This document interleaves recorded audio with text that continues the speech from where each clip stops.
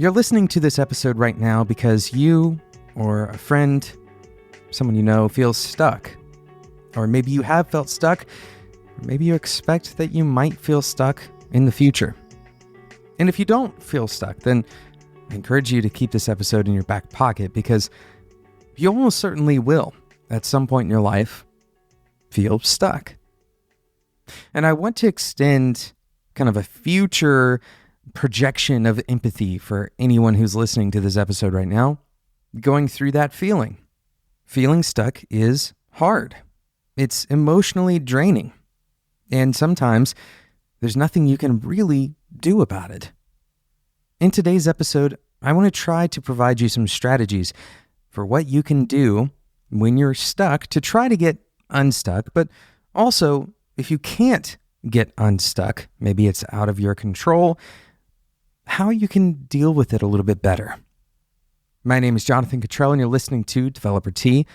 My goal on this show is to help driven developers like you find clarity, perspective, and purpose in your careers. So what does it mean exactly to be stuck? You may have an overwhelming sense of monotony, a sense of boredom, which we talked about recently on the show, or maybe you have a sense that you are kind of trapped, that you're headed down a path that you wouldn't choose for yourself, but that you unfortunately don't feel like you can change. A very common feeling for developers, both kind of microcosmically in a given day and also macrocosmically in our careers at kind of a larger level, is to feel like you're trying to do something, you're trying to achieve some particular goal over and over and over, and you can't seem to achieve it. And so it feels like you're hitting your head against a wall over and over and hoping for a new result, and none ever comes. In some cases, this kind of stuck feeling can produce anxiety or depression, or the other way around. Having some kind of depression or anxiety can produce the feeling of stuckness. Now, I want to be clear that the things that we talk about in today's episode are not holistic treatments for anxiety or depression. Those are the kinds of things that you want to talk to your doctor about. So as always, please take everything we say on this episode and every other episode of Developer Tea with a grain or a tablespoon or a whole canister of salt. Okay, so we're going to talk about 4 things that can help you get unstuck, and these can work in the moment. They can also work in long-term scenarios. But as usual, this is not a comprehensive list of ways that you might get unstuck. This is a springboard. You can go and find more ways to think about your current situation a little bit differently. So that's the goal here. The goal is to get you motivated to think about your current situation slightly differently. But sometimes it's not just about thinking, and that brings us to our first point here. Sometimes it's about your literal surroundings. I want you to consider literally changing your physical location and your visual surroundings, especially your visual surroundings. There's a few ways you can do this. Of course, in the moment, it makes sense to get outside, go take a walk. If you can do it in nature, if you can kind of put your phone in your pocket and take a walk in nature. There's a whole slew of research about this that we won't get into, but taking a walk, maybe a 15 to 20 minute walk, doing that on a regular basis can totally change your mental state. If you can disengage from whatever the problem is that you're trying to solve, especially, then these walks can be incredibly helpful. If it's more of a long-term scenario, consider changing your visual surroundings, even in your room. If you rearrange where your bed is in your room, this kind of change can trigger your brain to have to do new things, to consider that layout, right? And it seems small, but making these small changes is really what it's about. Finding ways to get unstuck while you do that 1 inch at a time, not in a big leap or bound. And that brings us to number 2, which is do something smaller. If you're feeling stuck in your career, then do something small. Maybe that's as simple as updating your LinkedIn profile or connecting with a few other developers. Or maybe it's as simple as writing a blog post. If you're feeling stuck on a big problem that you have to solve, then start by solving a smaller problem. And here's another critical factor of getting unstuck. Remember that your brain is holistically stuck. This is not about being stuck in one particular area. This affects your entire well-being. It affects your entire way of seeing the world. So choosing to do something small like cleaning your bed or doing a couple of jumping jacks whenever you wake up in the morning, or keeping a habit like drinking enough water every day, these seemingly very small things can give you a sense of agency, and they can also add up. In other words, you actually want to do these small things. These small things are affecting your situation. But unfortunately, what often happens when we're stuck is we tend to neglect the small things because we're so focused on the big thing. And those small things begin to pile up, and it only adds to that sense that we are stuck and we're never going to get, caught up, for example. Okay, we have two more things, but first, I want to talk to you about today's sponsor, Stackbit. Static sites in the JAMstack are growing fast, and front-end developers already get that. It's fast, it's secure, and as a developer, you get full control over the markup and the design. There's pretty much no downsides, and it ends up saving you a lot of money, usually. But convincing clients to go static hasn't been very easy. How will they update their content? This is kind of the biggest question. Where is the CMS? Mainstream adoption of JAMstack in a commercial context relies largely on solving that particular issue, and this is where Stackbit comes in. Stackbit lets you build and deploy a full JAMstack site with pretty much any of your most favorite static site generators and a headless CMS in just a few clicks. You can already choose from about a dozen pre-built themes for Hugo, Jekyll and Gatsby, and connect to Forestry, NetlifyCMS, DatoCMS, or Contentful. And on top of that, Stackbit just released custom themes. So now you can import your own themes built on any static site generator, including the ones above, plus GridSum, ViewPress, and others. Just add a single stackbit.yaml file and define your content models, and your theme is ready to connect to any headless CMS. Stackbit allows you to test the strengths and weaknesses of the popular headless CMSs, and you can do that quickly, allowing you to explore which one is right for the client or the project. Last of all, the source code for sites you provision through Stackbit is stored right back in your own Git repo, so you can continue to design and develop locally without compromising your developer workflow. Head over to stackbit.com/developer-T to feel the magic and let us know what you think. That's stackbit.com/developer-T. Thank you again to Stackbit for sponsoring today's episode of Developer T. So we're talking about ways of getting unstuck. This feeling that you can't quite get out of whatever situation you're in, or something is inevitably about to happen. We've got two more strategies. We've already talked about the first two strategies. Number one was literally changing your physical location, your visual surroundings, particularly doing things like going for a walk or changing up whatever you're looking at on a regular basis. The second one is do something smaller, accomplish something smaller. The third thing that we're going to talk about is to give yourself effort boundaries. This is really critical for people like me, and I'm sure there are a lot of you who are listening who are the same way. Giving yourself effort boundaries means that there are some kind of limits on how much time you will spend trying to solve the same problem.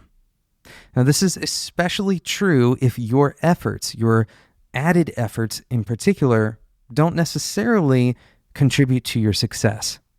If you feel stuck and you keep on trying new things and you're continuously failing, then it's probable, not even just possible, but probable, that taking a break more often will yield better results. Not only will it yield better results on the actual problem, but you're going to be a much saner person in the long run. Other kinds of effort boundaries, let's say that you are waiting on an important email or an important phone call, and you feel stuck because that email just isn't coming through and you can't really seem to wrap your head around why.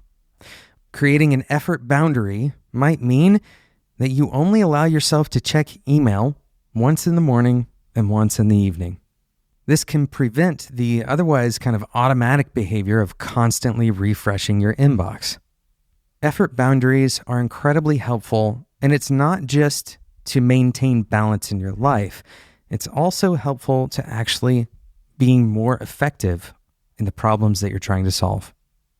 Okay, the fourth and the final strategy that I want to share with you is to put your core assumptions on trial. And this is the most detailed and difficult to grasp strategy. So we're probably going to talk about this in an additional episode in the future at some point, but putting your core assumptions on trial. So in other words, consider the beliefs that are contributing to your current situation, whatever those beliefs are, and put them on trial. In other words, ask yourself, is this belief actually true?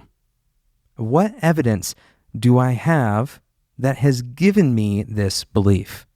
What is the rationality that I've provided to myself that has resulted in this belief? Have I rationalized the belief itself, or have I arrived at the belief through rational means? Another way to do this, another kind of approach for this, is to use something from a previous guest of the show, Annie Duke. Annie recommends thinking in bets. In fact, that's the name of Annie's book, Think in Bets. So in other words, imagine yourself putting a bet on the table that your belief is actually true. How much would you put down on the table? Consider on a scale of 0 to 100% how much you actually believe whatever that belief is. Put your core assumptions on trial. Now, here's the interesting thing about this particular exercise. You can do this even when you don't feel stuck. This exercise is incredibly valuable to personal growth in the first place.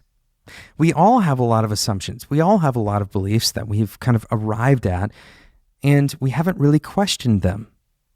And questioning your beliefs might lead you to make some really important life decisions.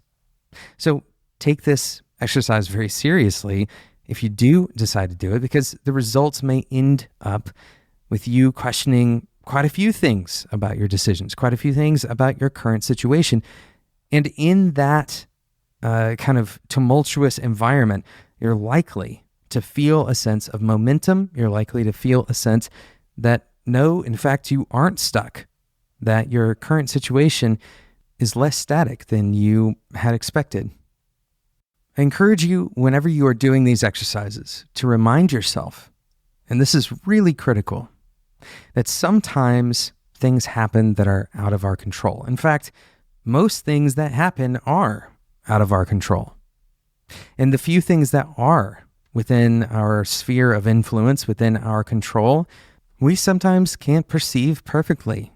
Sometimes we don't know what the right thing is to do, and that's okay.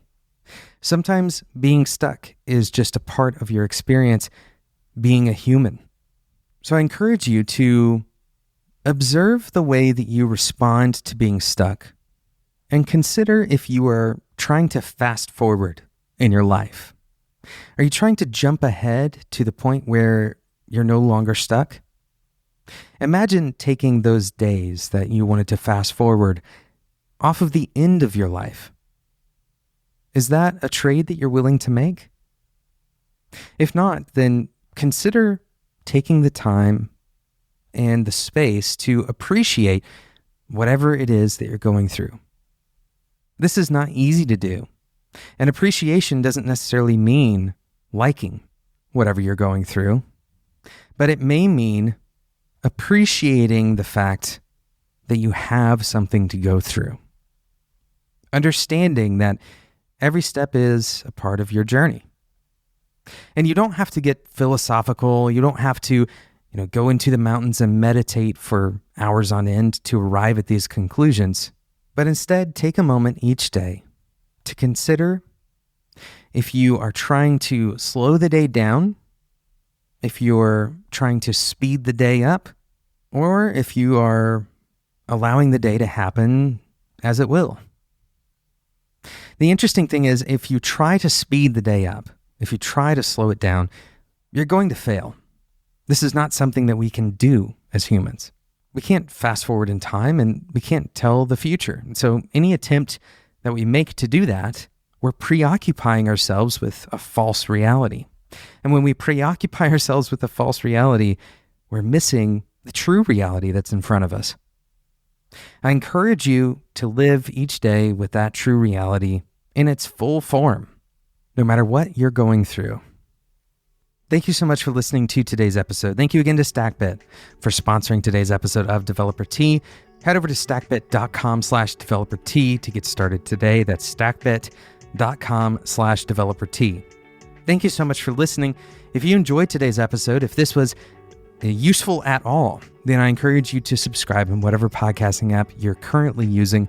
This will make sure that you don't miss out on future episodes of the show, which there will be a lot of. We do 3 episodes a week, and so it's easy to miss out.